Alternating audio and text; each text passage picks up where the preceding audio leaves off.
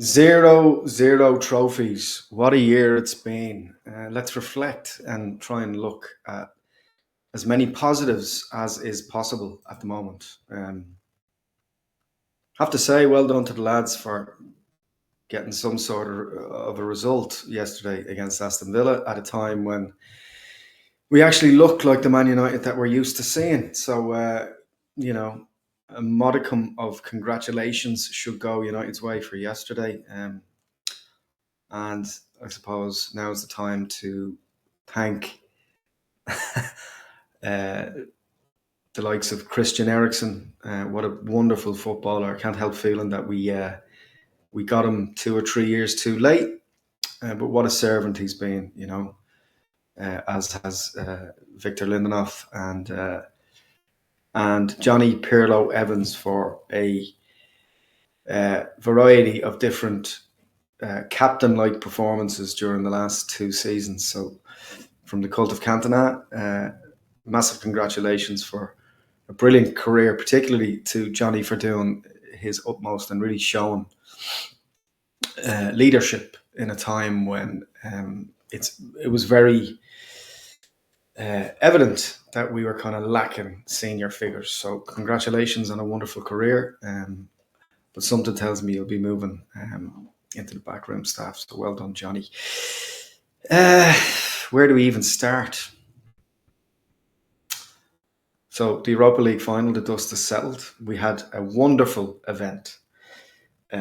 Really excited we were to put on and bring a small portion of our community together under one roof. Massive thanks to Rascals Brewing Company, who played a blinder, both financially supporting the event, but also giving us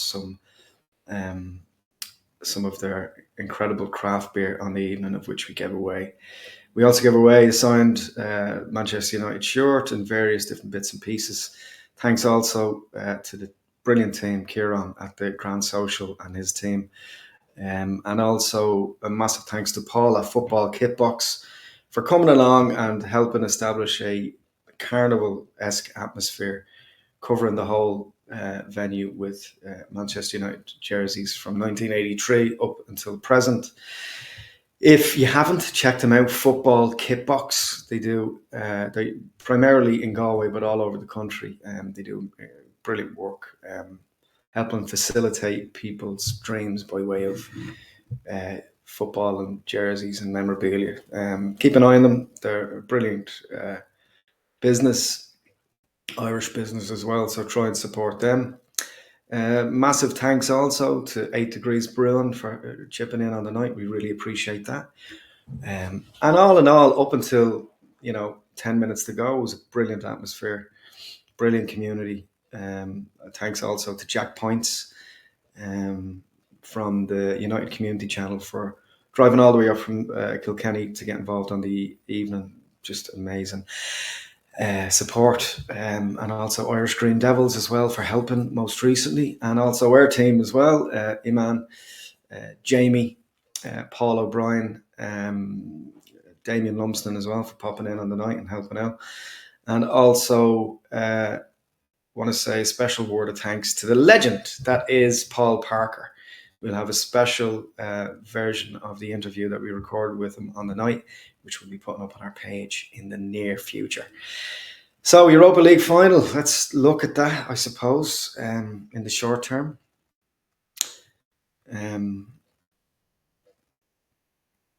We played relatively well on the night. The best team lost, and I don't say that begrudgingly in any capacity. One thing I always try and do is be a football fan first, and I think it's fair to say by way of possession and our endeavour on the night, we played quite well and we really tried to win that game. Spurs, and I did say it before the match, discussing it with Paul Parker, our very, very special guest on the evening, who came all the way over from London to take part in the evening, sign jerseys, and do an interview with us. And we had great fun with him over the course of 24 hours. Great example of professionalism and really understanding the fan base, and he took time out to speak with everybody that came along. Massive thanks also to Chris Heaney, who provided the trophy on the night, which give people opportunities to take some wonderful photographs with the Premier League trophy, which is rightfully ours, I might add, which we'll be coming back for next season. Come on, United! A great evening, all in all, apart from the result. And also, huge thanks to Al Foran and Gary Cook from Après Match, two wonderful professionals, brilliant football men, Man United fans, and your support and your kindness on the night is not lost on us. A night that we're trying to raise some funds for the brilliant charity Féileacáin.ie. Féileacáin is a charity primarily that helps families dealing with bereavement of infants and toddlers. And since we're talking about them, by virtue of the nature of the result, we were due to have a auction on the evening at the end of the night, but the result didn't facilitate that. So if you look to the right there, you'll see a brilliant one-off piece that the wonderful people at Wall Candy Dublin very kindly framed it very bespokely. If you look up on the top right and left-hand corners, you'll see the Féileacáin logo, and I'll just make that a bit bigger for you guys there. As you can see, certificate of authenticity there from Old Trafford, from the Man United Foundation. We were lucky enough to have that donated to us for the evening. And that's still up for grabs. The latest bid on that is €750. The proceeds of that go to Féileacáin.ie. So if you're interested in getting involved and you want to donate to that, reach out to us at info@thecultofcantona.com and you'll get us there. It is still available before we put it on any auction sites. We'd love to keep it in Ireland, ideally.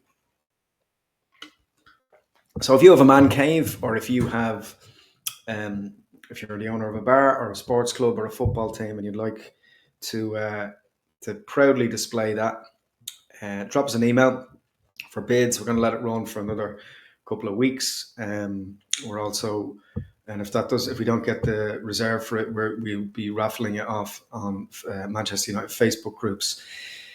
It's a great piece. It's signed by a World Cup winner, a 5-time European Cup winner, FA Cup winners, League Cup winners. It would be a fantastic addition to any man cave living room. Definitely an argument creator in any household. Get involved. Drop us an email or comment below if you want to interact with us about that. Thanks so much. So yeah, looking at the season as a whole, some crazy ups and downs. Clearly, our worst season in living memory. Certainly, the worst Man United squad performance that I've seen. And there's been quite unrest amongst the fans about various different things, different players. Bruno Fernandes, I think, stood up and was a beacon of light in a season that was otherwise. His stats don't lie in terms of his assists and his goals. And again, shows a lot about him that he gave the penalty to Christian Erikson yesterday against Aston Villa. Where was that Man United yesterday all season? I digress, but yeah, it is what it is. Overall, there was some tremendous highs in the Europa League. I mean, he did show that when things are working, that we really are a force to be reckoned with. I was endeared and enamored with the fans at, especially the match-going fans of the Europa League, home and away, who showed incredible spirit, fire, and character, which I've always known to be true of Man United. We're not actually sponsored by Huel, but I am drinking it today. It's not bad. I'm not going to lie to you. But yeah, in a season that was a roller coaster season from all accounts, there were some really incredible standout moments, particularly against Lyon, particularly the first leg. against Athletic Club as well. I thought we showed incredible character. But there's a few talking points we need to get through today, and it's kind of unavoidable. Where do we go from here? How do we build on what we've achieved, the small mercies that we've had this season? And you'd have to say that there are a number of changes that need to be implemented. Ruben Amorim gave a very rousing speech apologising to the fans, which was absolutely necessary, I feel, yesterday. But there are some black clouds looming over the club in terms of our squad. Who's going to stay? Who's going to go? Again, as I said in the start, Christian Erikson, great servant, he's going to be moving on, as is Johnny Evans, as is Victor Lindelof. Sad to see them go, particularly because they're older statesmen in the squad, and I'm sure they helped immensely in terms of galvanising the team at different points over the course of the calendar year. Let's not lose the run of where we are right now. Ruben Amorim very clearly did not want to come in until the end of the season, but did. He hasn't exactly had the pick of the litter in terms of what was available in the squad. There's been unrest yet again. I'd say even more so than from when Erik ten Hag was in charge, with the likes of Marcus Rashford, and most importantly and more recently, Garnacho. And you'd have to say that Garnacho is a fiery sort. He has a bee in his bonnet about being dropped for the final or not being selected. Ruben Amorim has gone on record saying that he was concerned about a chance that he missed in the previous game, and he kind of worried where his head is. Now, when I had seen that Garnacho had dyed his hair and seemed a bit distracted before the final, you'd have to ask yourself whether his head was in it. It's distracting. He's often thrown his toys out of the pram, and he does behave like Ronaldo, but he doesn't always play like Ronaldo. Let's be honest here. I do feel as if there's plenty more to see from him if he stays around, although rumour has it that he's been asked to look for another club. I would be surprised to see him back. But we always have to remember that no one player is bigger than the club. I personally like him, but I like him when he's focused. I think it's fair to say that younger players have major issues focusing for 90 minutes during a game. I don't know if that's by virtue of modern society and distractions and money and social media and various different bits and pieces, but a big concern. Personally, I'd like him to stay, but with a good attitude and understanding that he is not always a starter. I mean, he'd do well to remember that Ronaldo at that age in his first season or two was maybe used a bit more than Garnacho has been in recent months. But Ronaldo had the good grace to understand and accept that he was a player at Manchester United and not the key player at Manchester United. Yeah, I mean, some major highlights this season is the resolve of two players in particular. I mean, you look at Harry Maguire with the huge amount of criticism he received and how he's bounced back to not let the bastards grind him down. And then, I suppose, to a lesser extent, Joshua Zirkzee has proven, I think, that he deserves to stay at the club. Some of the more interesting things that were happening up front when he was playing were self-evident. But a special mention should I definitely go to Lenny Yoro, who was, in my opinion, particularly in the final and in the games running up to the final in the Europa League, he was a tremendous example of how to behave, how to conduct yourself, how to play during the game. He was bringing the ball forward a lot. He played a fantastic game in the final. You have to be honest and say that he really looked like a Man United player for the future. Shades of Rio Ferdinand. He's great at tracking back. He can come out from the back, bringing the ball forward.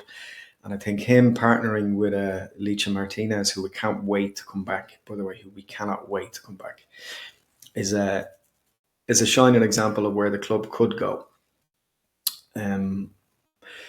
I think it's fair to say that although, and I don't understand that why they're going over to Asia now, the players are clearly knackered, and they shouldn't really be going out to the Far East doing anything apart from relaxing. But here we are. It is what it is. Very unusual act, but then again, I suppose that 25 or 30 million they're going to get from that is badly needed. So next season, no Europa League, no Conference League, which we would have scoffed at, and no Champions League football. Now, what does that do? I suppose it frees up some time to team build, to boost the morale, to bed in some really interesting talent that's coming through. You'd have to say that is all most welcome going forward. So it's very, very cautiously and hesitantly optimistic for where things are going next year. In terms of transfer speculation, it's looking increasingly likely that Matheus Cunha will be joining the ranks as a Manchester United player. Apparently, the payment will come in 3 installments over the course of some time. I think he's a welcome addition to the squad. I think he'll take the pressure off Bruno for Bruno to be the player that he is for Man United. I think it's most welcome. I think anyone that gives Garnacho and Ahmad a run for their money in and around the diamond up front is a welcome one. That's really positive.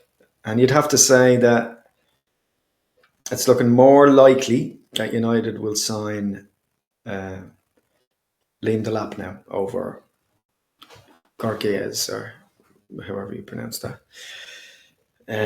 He would relish the chance, I'm sure, of coming in and challenging Rasmus Højlund and Erikson.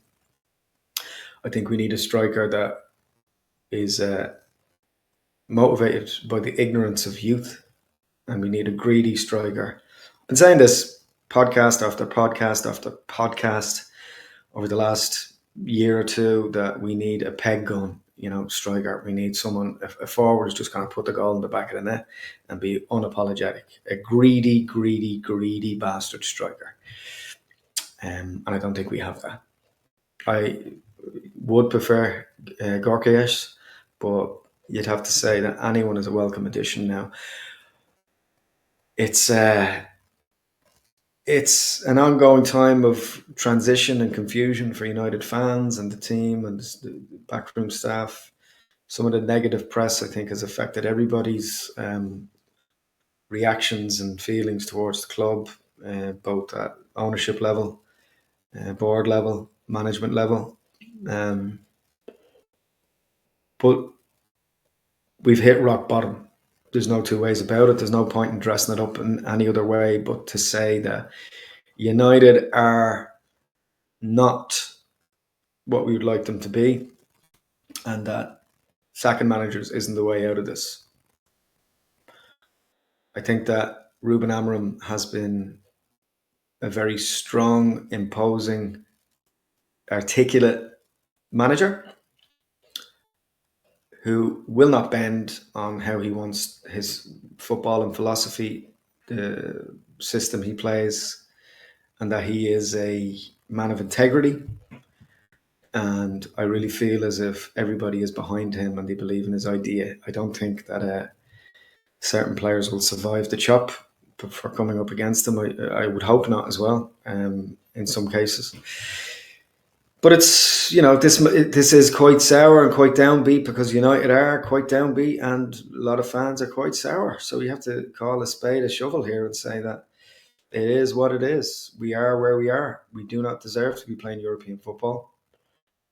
And we're building. We're building to become to challenge for European places, a mid-table to European places football team in the Premier League next season. So it bodes Um, it bodes, I wouldn't say well, but United have a lot to prove. And beware the wounded animal is, kind of what I'd say in terms of where we're going in the future. Um, my only concern is that Man City or Arsenal don't come in on the Cunha thing and can pay him or any other player potentially double or a sizable improvement on what we can offer, and and offer him Champions League football in Arsenal or City or even Chelsea, who are in for potentially Delap. You would hope that any player looking at Man United from the outside looking in would go, just look at what is possible at Old Trafford on big nights. We're still, whether we like to admit it or not, a huge, huge, huge draw, but a very uh, confusingly frustrating football team. And a lot of players just want to play in the Champions League. They want to get their goal tallies up. They want to work. They want to concern themselves with their own footballing legacy. That's incredibly understandable. And I think any player that does sign for the club now will have to absolutely get on board with the philosophy of Ruben Amorim straight away. You'll have to back their manager, and they'll have to understand that it's a long-term project. Um, yeah, I do think, despite his slight improvements over the last few games, that Andre Onana, for his own sake, I think should move on, despite the fact that Ballandier um, made and got away with an awful howler outside the box, handling the ball outside the box against Villa yesterday, and we got away with that one. I do think that Andre Onana should be prepared to play a lot less if he hangs around, or to move on and get first team football on a regular basis. It's no, it's not unusual that top keepers compete for two places at a club. It happens at every top club in the world. And if he wants to stay around and fight for his place, that's up to him. But this system has clearly not suited him. You'd wonder if he was put under pressure in a similar way next season, if he would make very similar mistakes. So I'd say, there's a couple of options out there that might step in and do a job for us. I mean, you look at someone like Quevin Kelleher, who's second fiddle at Anfield, who would get his game every game at Man United. You look at Martinez, who who looked every bit a Man United player doing us a favour yesterday, getting sent off like that. Both would be welcome with open arms, no pun intended, at Old Trafford. Certainly to put some pressure and put Andre Onana under competition. Um, what's wrong with having three goalkeepers? Tom Heaton will probably move on, and if he does, thanks so much for your service.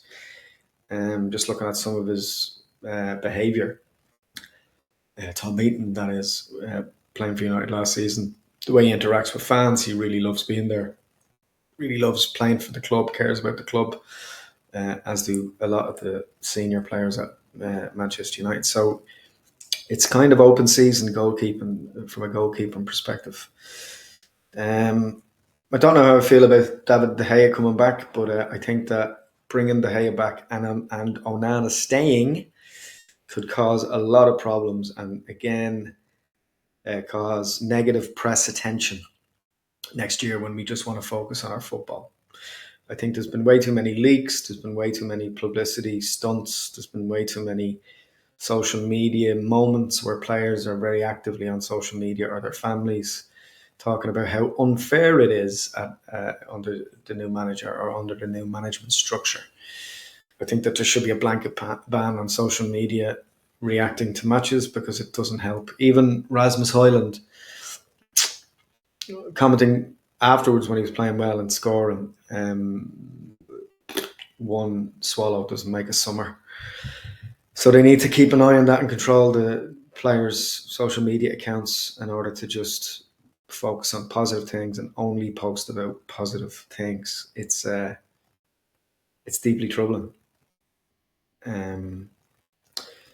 So what changes in and around the club would I like to see next season? Well, it's very obvious to see that United need to invest in their own strength and depth. We need to bring a lot more academy players through. We need to have them on the bench and give them a chance. I mean, there are some like really exciting green shoots um, for next season. I think Aiden Heaven could be a very, very important asset going forward, particularly coming in and helping out when Lenny Yoro or inevitably Lissandro Martinez gets injured at some point next season, because he just throws himself into every tackle. So we'll need substantial cover in that regard. I'd have to say that Obi looks like a striker, but he wasn't helped. And one of the biggest, I think, problems of last season was not registering him for the Europa League. And that was someone should lose their job for that, because we couldn't put the ball in the back of the onion sack at all last season. And you have a player on the bench or in the stands chomping at the bit to go on and do his best. I think if he builds himself up, because he's still quite slight for such a huge human being, he's such a tall lad, I think that he will have a part to play in next season. But there's a couple of question marks for next season which need to be resolved. Marcus Rashford, does he have a future at Manchester United? It's been an ongoing conversation point all season. And he will come back to the club, at least in the short term, as United look to at least entertain offers. Xavi is a fan of his, as is a number of different managers and ex-managers. He would fit the Barcelona system. Hansi Flick, I think, would like a Rashford there as a backup. But again, Rashford, I don't think, would walk into the starting 11. He'd have to fight for his place and prove himself at Barcelona. And I'd like to see Marcus move abroad. The Villa thing was very surprising to begin with. Didn't really make any sense. However, the Champions League thing, I suppose, did perk his interest to go there. And an hour and a half drive up the road or whatever. But I think it's best for all parties concerned that Marcus Rashford moves on for his own well-being, his own headspace, his own legacy, to try and turn that around. He's back in the England squad now. Go and play in the Bundesliga with one of the top teams. Go and play in France, maybe for PSG, or Spain for Barca. A great player when his head's right, but that seems to be the topic that we don't talk enough about, is the footballer's psychological well-being. And it comes up time and time and time again. I mean, players having to put out statements to the fans, responding directly to how fans treat them, is ridiculous. They give you a really, really fantastic life. You earn much more in a calendar year than some people earn their whole lifetimes, working people. And you need to respect the process of that. The only way to shut fans up is to score goals, is to play well, is to do your job. Do your job. Don't be a baby. So don't be a baby. Maybe, I'm sure a lot of these lads get a lot of support and care in terms of support from the club from a psychological point of view. But one person I wouldn't like to see back at the club, obviously, is Jadon Sancho. He is not welcome for very obviously trolling the club at different periods, not just last year, but over the last couple of years. I think he's proven what he isn't. Anthony, does Anthony have a future at the club? Let us know below in the comments. What do you think yourself? Let us know. I don't think so personally. I think that, and I've said this all along since he went to Betis, that he has an extra second or two on the ball, which suits his game, but he won't have that in the Premier League. And what the Premier League has shown time and time again this year is that it is the best, most high intensity league in the world. It just is. There's no getting around it. And Anthony does not have the time that he needs in order to create the opportunities that he has. It's great that he got his confidence back, but I'd say he's moving on. If he comes back, let's see if he can make his mark, but I doubt it. I think we'll be having similar conversations 2-3 months into next season. What do you think? Let us know in the comments below. So, it is what it is. So we had, as we all know, an absolutely diabolical season. A howler. But there's always next year. And as Ruben Amram said in his chat, we cannot concentrate in his talk with the fans at Old Trafford yesterday or the other day was, we can't live in the past, and last season is now in the past, and we need to concentrate on the future. What do you think? If you like what we're doing, you can subscribe to us on YouTube if you haven't already. If you haven't, please hit that like and subscribe button. And we have something really, really fantastic coming up with a number of different organisations, businesses and other Manchester United fan groups for later in the year. Watch this space. And if you'd like to support the work that we've done over the last 2 years, pop on over to the link there, scan that, and it'll bring you to our Buy Me a Coffee page. That's buymeacoffee.com/Cult of Cantona. Buy us a coffee, become a member, support us. There's little perks there for supporters as well, which we'll build upon as the years, months and years go by. And if you'd like to support us by coming to our events in the future, you can subscribe to us on Spotify and obviously YouTube here as well. And lastly, just want to thank everybody for watching our videos, engaging with us on social media, particularly Facebook and Manchester United groups. Really appreciate that. Alan from the United Era Supporters group on Facebook, also the MUFC Irish Reds group, Manchester United Fans Ireland, so many groups. Alan, Nigel, Deck, all of the lads there for all the great work that they do regularly. Gary Bullseye Nolan, all those great lads. And also the Manchester United supporters clubs, Lou Burney for supporting the work that we do. And the Manchester United supporters club, the official one there as well. Lou's supporters club, the oldest one in Ireland. And also the Ballyfermot supporters, Man United supporters club as well, of which I've had the good fortune to work with, and Dave Cavanagh and the lads there. And a massive thanks to Legends 11 as well for supporting our work over the last couple of years and helping us create some really good content over the last couple of years. If you haven't already, check out our previous videos. We've interviewed some great people, including Dennis Irwin, Clayton Blackmore, Lee Sharp, Frank Stapleton, Brian McClare, and many, many, many more. And we hope to add to them over the next year as well. Also, a huge thanks and shout out to Darren Webb from Webby and O'Neill for just being a legend and helping out, doing some video bits for us and shout outs. And Jay Moddy from Stratford Paddock for similarly for being very sound and interacting with us and coming on the show as well. And there's some really, really, really good content there. Check it out. Believe, and just remember that we'll never die. We'll never die. And we'll keep the red flag flying high. Have a great week, and we can't wait to see you really soon for more Cult of Cantona. Have a great day.